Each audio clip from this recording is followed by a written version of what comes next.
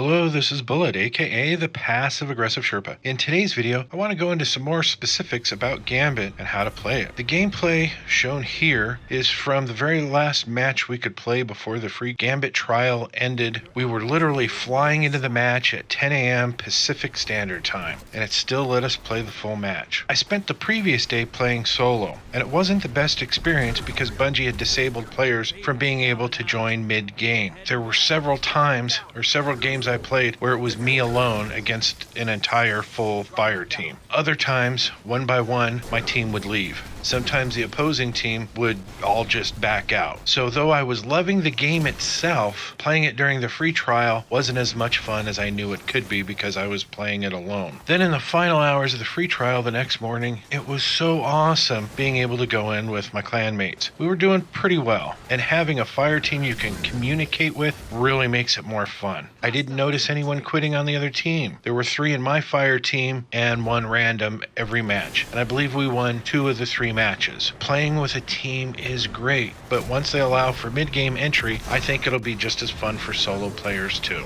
Alright. Let's talk about the basics first. Gambit is a 4v4, mostly PvE with a little PvP added in there. At the beginning, you will see the other teams for a few moments. Here, the Drifter will flip a dog tag and announce whether the ads will be Fallen or Cabal.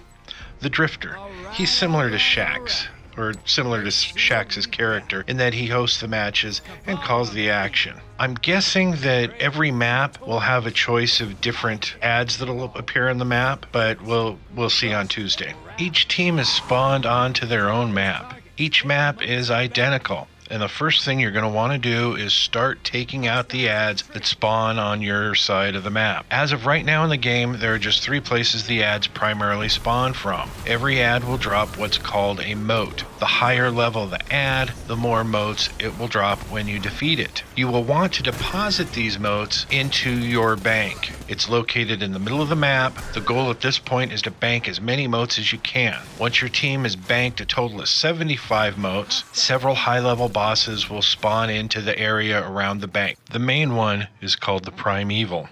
Once you kill it, you win the round. Kill them twice, you win the match. So basically there's 3 rounds, best out of 3 wins. That's the basics of the game, but there's so much more than that. A lot happens between trying to bank your motes and that Primeval spawning into the game. So let's break it down into more detail.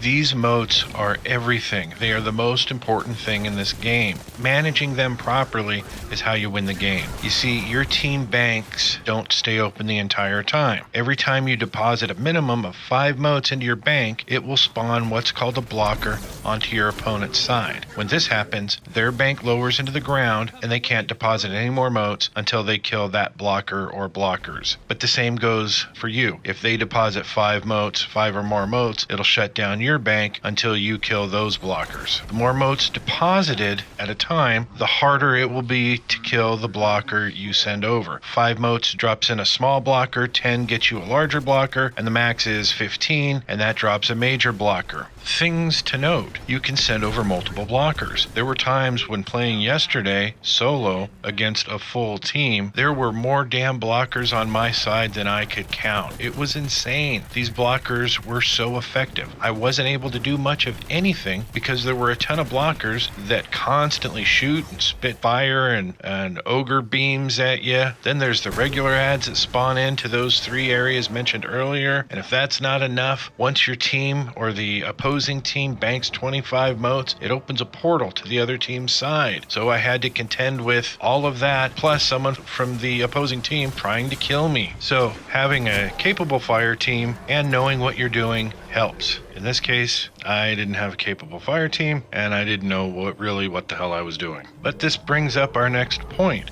When this portal opens, one player can go through and has a chance to start killing all the players on the other team. Things to note: that player does not show up in your HUD. You have to actually see them to know where they are. And even though they're glowing red, they can be hard to spot on the map. Knowing the maps and calling out where they are helps. The portal opens after the team has deposited a total of 25 motes, and again at 50 motes. Also, whether you're invading or being invaded, you've got 30 seconds to either kill or be killed by them. But if the invader kills every member of the team, they are instantly teleported back to their side of the map. Oh, and once your team is summoned to the primeval, their team can send over an invader every 30 seconds to about a minute. And the same goes for you. Once they've summoned their primeval, you can send a player over about every half minute to a minute. This is a good time to talk about mote management. As fun as it is to collect 15 motes and send over a huge blocker to the other side, if you die with those 15 motes, you and your team lose them. Dying with your multiple motes is the worst thing you can do. So when the round first begins, you're somewhat safe to keep collecting your motes till you hit the 15 max, if you've been able to collect them quickly enough. But once you notice that your bank is gone because they've sent over a blocker, you and your team need to take out that blocker quickly and deposit those motes now. Because if they're already sending blockers over, that means they're probably close to the 25 total needed to open the portal. And you don't want to die while holding on to those motes. So when you get to the point where they're sending over blockers, I really wouldn't hold on to more than 5 or 10 motes at a time after that. Get 5 or 10, bank them, repeat. But it doesn't have to be 5 or 10. You can bank any number of motes up to a total of 15. It's just that at 5, 10, and 15 motes, those are the magic numbers to send over blockers. Sending one small blocker over is better than dying with those 5 motes on you. Because if your team is on the ball with killing all the ads, you may have to wait a minute or 2 minutes before the next round of ads spawn in. And you're basically stuck with no motes to deposit and nothing to do except sit there and die when they send over an invader. Things to keep in mind at this point. Death heals primeval. Basically, this means if the other team has their primeval up and you can invade and kill one or more guardians, each one of those kills helps to heal their primeval, making them have to do all that DPS over again. But the same applies to them. If they invade and kill one of the members of your team, it heals your primeval, and this can really set you back. When the primeval spawns in, it will spawn with a few other majors. Kill those majors first. It gives you a damage buff, and you can dramatically take your primeval's health down when that buff is active. You'll see it on the left of your screen. It'll first say Primeval Slayer. Then as you start to do more damage, the damage multiplier will go up. And of course, the higher the multiplier, the more damage you can do. There will be other ads that also spawn in, and they will be sniping at you from the sidelines. So be on the lookout for them. Personally, I like to stick to the back of the map and use the Sleeper Simulant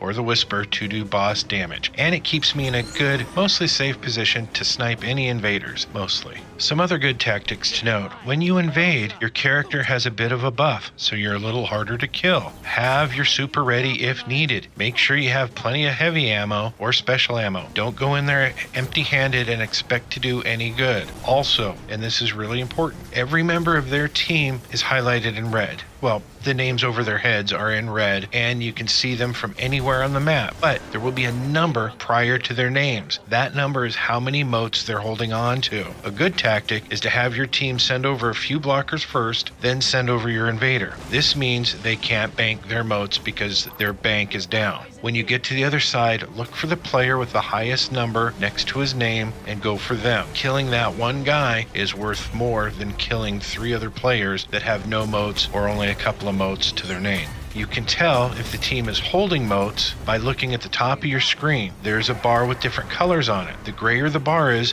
the more motes they're holding. If that bar has a lot of gray, send over some blockers and your invader. As mentioned, you can set them back tremendously by dropping 1 or 2 of their players that have been holding the most motes. And that's about it for now. I wish I could go into more detail, but I think I've covered enough of the basics to get you ready to go for when Gambit launches again on Tuesday. At least I believe it launches with Forsaken. I hope it's not one of those things that is like Mayhem and only available every few weeks, because Gambit is too good to only be a part-time thing. This game is the future. Remember, if you like this video, please hit that like button and subscribe to my channel. If you haven't already, it's always appreciated. And if we could get 1,187 likes on this video, that'd be great. But most of all, thanks for watching. But seriously, subscribe to my channel. Thank you.